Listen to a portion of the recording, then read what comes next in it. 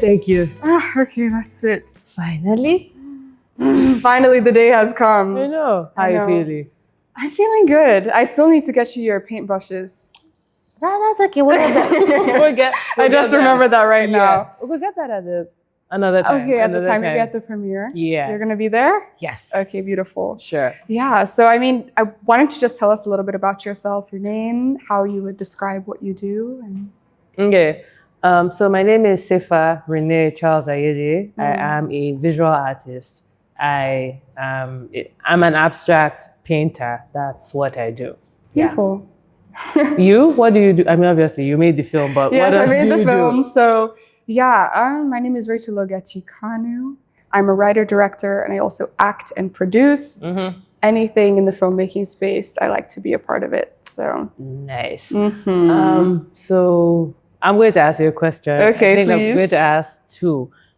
Question one: why did you want real paintings, or would I say real paintings? But why did you want paintings in your movie or in the film? Sorry. And number two, how did you find me? right, I know. Like, let's get into it. Yeah. So, How did you find me? So yeah, I love set design. I'm super passionate about just like the details that go into making a film. And so I knew that with creating Seydou's room and Seydou's world, obviously he's grappling with a lot of grief. And so within that, I kind of wanted to show just these little kind of Easter eggs of the life he's trying to shove away.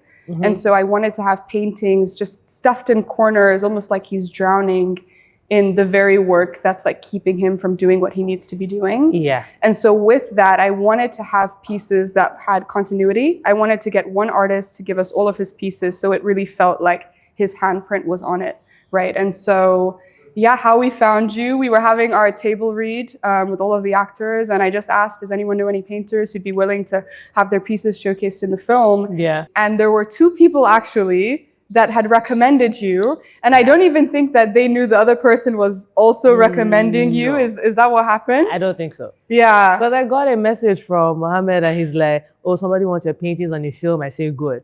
And then Sharon calls me and sends me voice notes and she says, same thing. And I'm thinking, okay, this could be two different projects, right? Yeah. And then I get, I think Sharon, I don't even know who, but then eventually we have a conversation and it turns out, okay, Mohammed was you, Sharon was you. And I was like, oh, okay.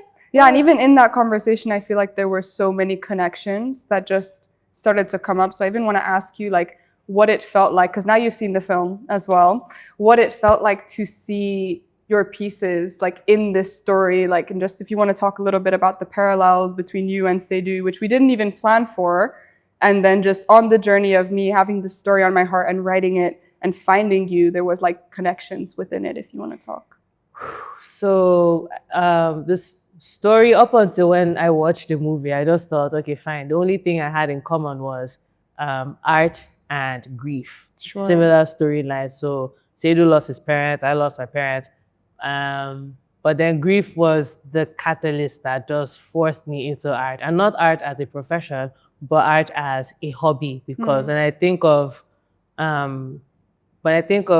hobbies that I did a lot, or maybe some of my favorite pastimes growing up, it always involved me, a pen and paper, or me, pencil and paper. So art just came naturally. And then writing can be really tedious because you have to write and then you have to make sure it makes sense. But then with painting, it's like there's less of that. Right. And it's more expressive the first time. It's just, it is what it is, right? Yeah. Yeah. And, and then watching the film, initially when I watched it, I thought, okay, fine, I'm just going to look out for my pieces and be like, yeah, look, my pieces made it to a movie. And then that was my initial plan with watching the film. But then watching it, I'm sucked into his story. And it's like, I'm reliving certain experiences again. So the scene where he meets Amina and Amina says, I'm scared. And he also replies, I'm scared too.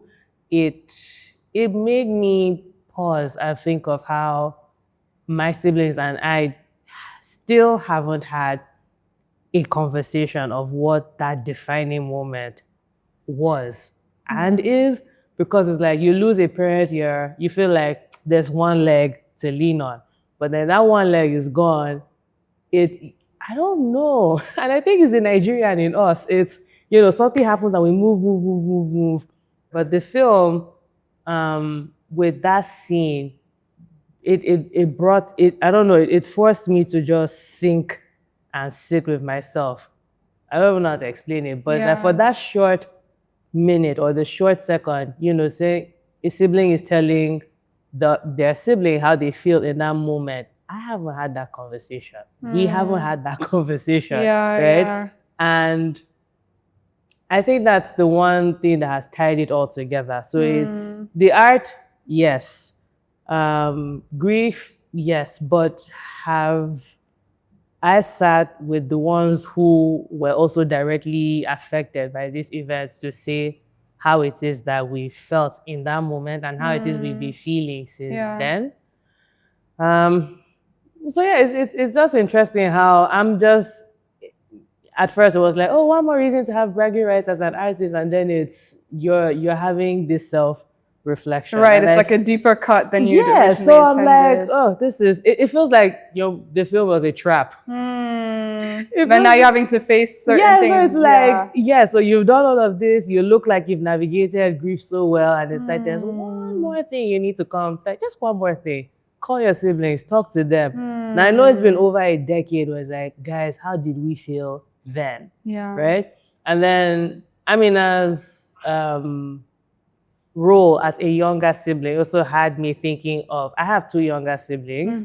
So we all had to leave. Not we all, my sister and I were the oldest, so we had to leave for school, leaving our brother behind. Sure. So with Amina's response to Seydou's potential leaving, it's, I didn't see my brother do that. Or did he? And we didn't, or we missed it. Or did he internalize it? Because, with boys, it's you're taught to not show, right?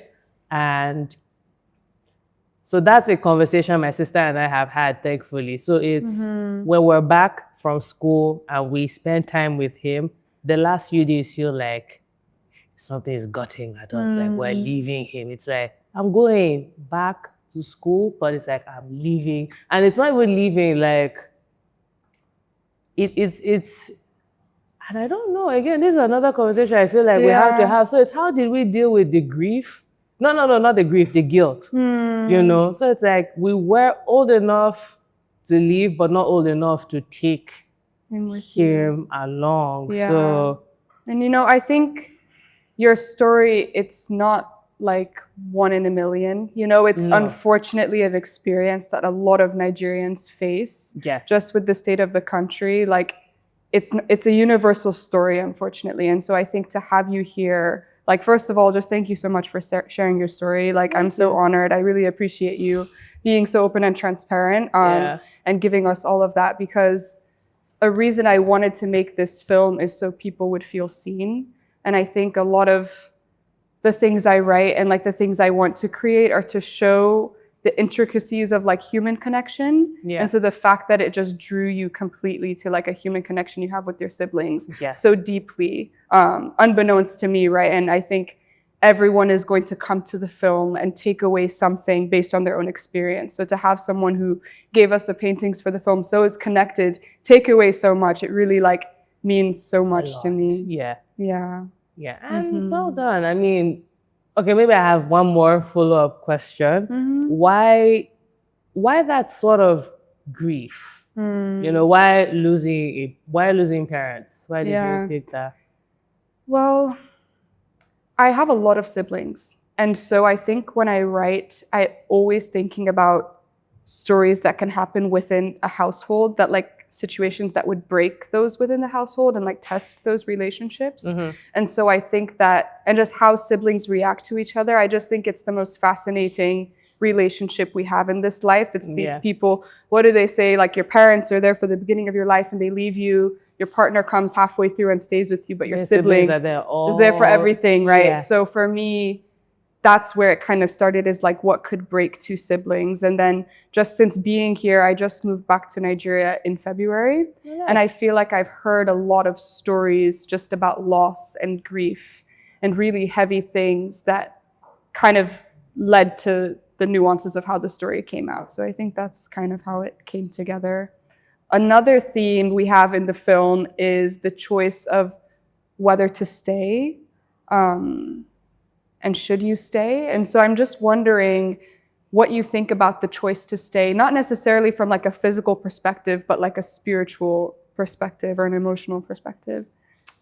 So even before Japa became a thing, I didn't think I was ever going to leave this country. Maybe visit, but I've never imagined the possibility of having a life outside Nigeria. So even when, because I've studied outside the country, and my parents cracked this joke. They're like, if we throw this one outside, she will find her way back. I love that. Yeah, because I actually love Nigeria. People say, oh, Nigeria stresses them. I find I'm calm. I'm at peace. Like my skin, my hair, like my body responds positively. It's not like I'm benefiting from whatever chaos is affecting us as a country. It's just that for some reason I've found, and it's a combination of being a typical Nigerian to just find a way to thrive regardless. But I know this is home. Yeah. I can't live. Like I can't physically. I have a fish out of water relationship with Nigeria. So I think that just explains every aspect of my wanting to stay. I can't live and live well anywhere else. I'm very certain. Yeah, Nigeria I think is home. Nigeria asks a lot of resilience of you, but then it can also provide that community and comfort. Yes. So it all comes together. Yeah. Yeah, I mean, this conversation was so great. I feel like we could just go on for hours. We should. But yeah, I appreciate you so much. I appreciate your time. Thank you, Sefa. Thank you. Thank you all for tuning into today's captivating conversation. I want to give a shout out to IFN, the Institut Français of Nigeria, for supporting this project and providing a community where we all came together. And next, I want to give a shout out to VOM Network for hosting today's interviews and just being the perfect place for us to come together and talk about our film. Watch Toujours là wherever you can. Maybe there's a screening near you, or it will be online very soon. Bye!